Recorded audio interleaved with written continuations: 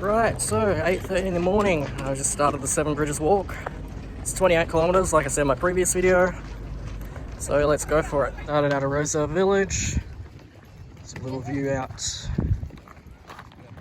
around the Roselle area. There's a certain course that I got to follow, it's clockwise, so. And just over there, there's the first bridge I got to walk, the Cove Bridge. Alright, here it is, Burn Street, start of the Cove Bridge. There's a little bit more of the actual Cove Bridge for you over there. This first bridge isn't actually all that far, it's actually pretty decent. It's a little bit of a view. And here we're at the first checkpoint. Cove Bridge on Wangell and Gold Country. Morning. Thank you. And now onwards to the Gladesville Bridge. A little bit of suburbia for you, just to fill in a little bit of the gap here between the bridges. There's a bit of a distance between the Cove Bridge and the Gladesville Bridge. Not too far though. Right, we're now approaching one of the next bridges. This one also branches off towards Hunters Hill and Lane Cove, as you can see. So you've got Victoria Road and Burns Bay Road there. And there we go, folks. Gladesville Bridge. There's a Burwood 530. Just going to stop off here for a second, poke through events. The Gladesville Bridge itself actually does have a fairly sizable incline and decline on it. Probably can't see that in the background, but yeah, it's fairly steep at the start and finish. And just at the crest of it now. Poke through the fence again, over there's one of the other bridges I'll be walking, Sydney Harbour Bridge. Right, that's the Gladesville Bridge done. Fairly easy one, just the getting up the incline is obviously the difficult part of all these bridge walks. Follow this pathway all the way down, around and underneath. So now we're underneath the bridge here.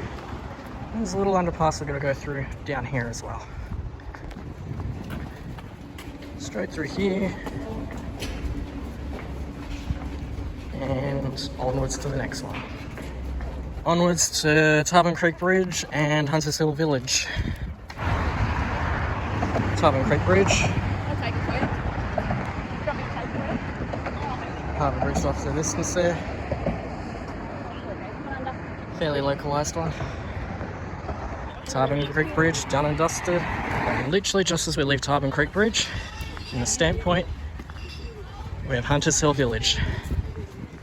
Alright, Hunters Hill Village. Onwards to Fig Tree Bridge. Straight up that way. Here we are, Fig Tree Bridge. Let's get a view from it. All forest land over there by the look of it. Some of these places are very, very popular waterfront places. So on the Fig Tree Bridge, I am an hour into my Seven Bridges walk. My top walking speed so far has already hit 7 kilometres an hour. Mind you, that is across the downhill sections where I would hit those speeds. Average seems to be about 5.5 kilometres an hour, which is a healthy average for those who weren't aware. Now here's the long part. One of the next long parts is 4.3 kilometres, as you can kind of see there, onto Lane Cove Village. Horton Street, Lindley Place, steep inclines. If you take on this walk, you're going to feel the burn. So this is all suburbia as well. Ooh.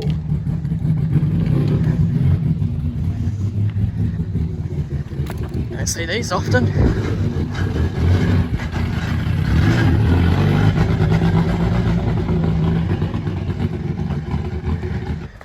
Right, Lindley's Point Reserve.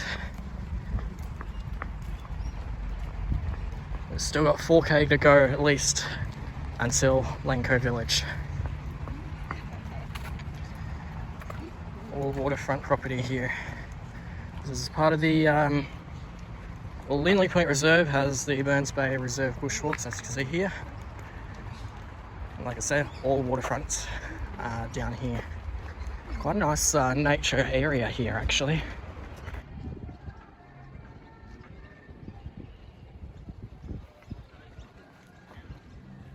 do come down this way, be extra careful, don't go in the water.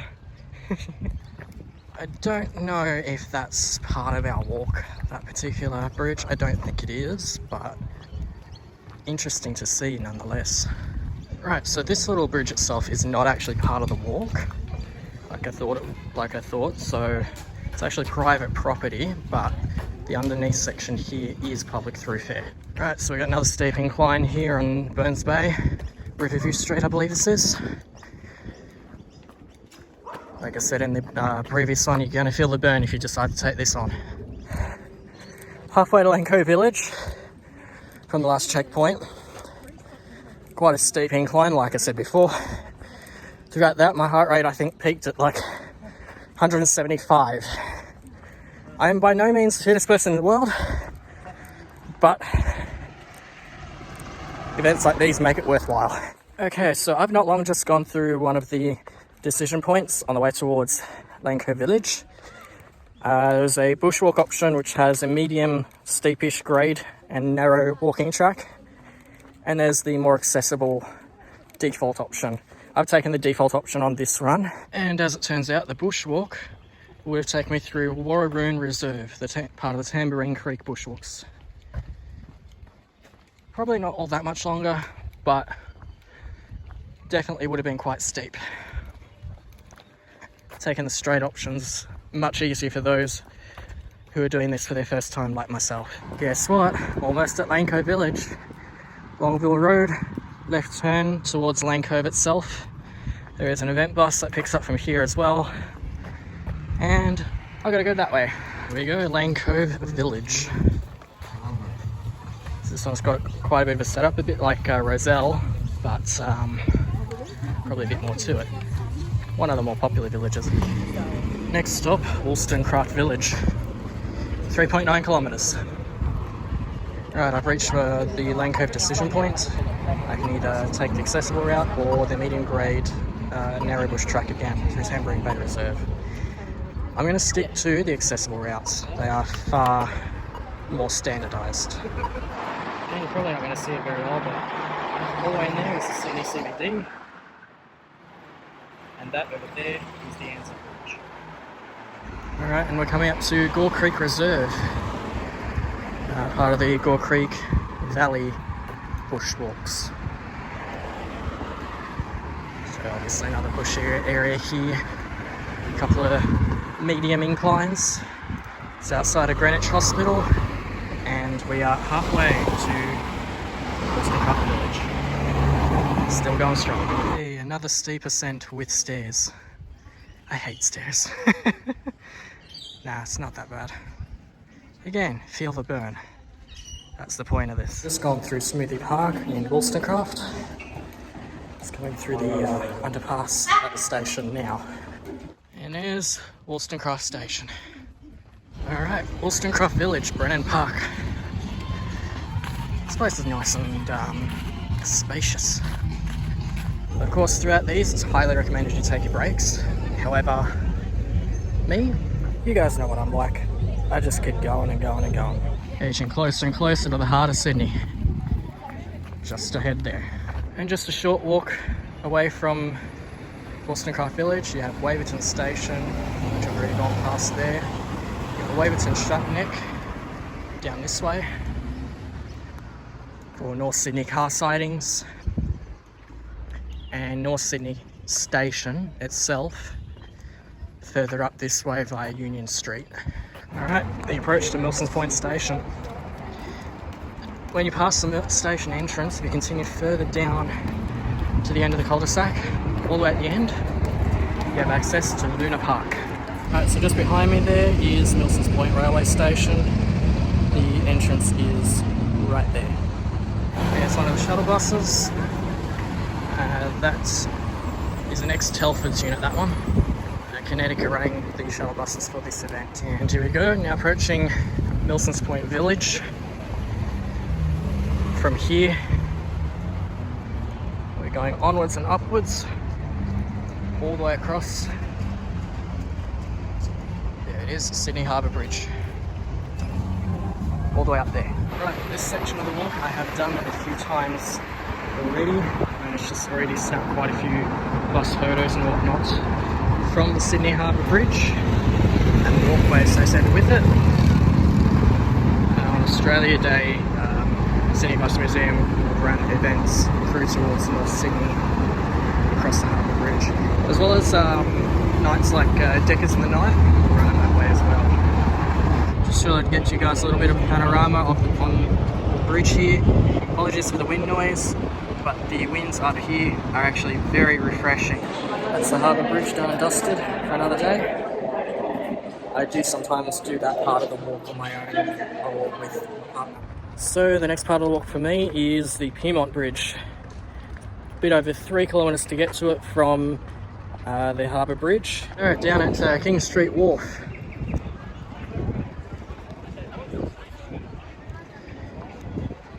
Next bridge I'll be crossing over should be that one over there. Pyrmont Bridge. It is Pyrmont Bridge. That links up all the way over that side. I will say one thing, my feet are aching, but I'm 2/3 of the way through the walk, so I'm going to keep going, of course. Okay, that's the Pyrmont Bridge done. It's now a short walk to Pyrmont Village. Unfortunately, due to a couple of route markers missing, I have missed Pyrmont Village. As such, I don't have the stamp for that. The next bridge will be the Anzac Bridge. I've walked this one a couple of times as well. That's the Anzac Bridge right there. We're going to follow the course all the way around and back over to that entry point behind that building. I'll just give you a quick panorama of the area. All the way over there is White Bay Cruise Terminal. Just off towards that way. Leading up to Anzac Bridge, the access is this winding pedestrian cycle shared path. It's all the way up there, all the way up and onto the bridge deck. And there it is, Anzac Bridge. We've got a little seating area just here that they've put in for rest if you ever need it.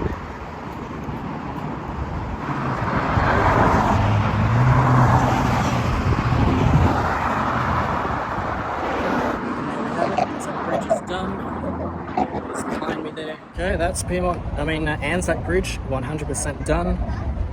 They were A-OK with us missing Pyrmont Village this time round. They did confirm there were some missing route markers for that. So onwards I go to my finish point, Rozelle Village. And that's the other end of your Anzac Bridge. We're down here on Maritime's Court. Righto, final stretch. And I'm done for the day. Well, not quite, I've still got to get back to Leichhardt, back to Central, and then back home.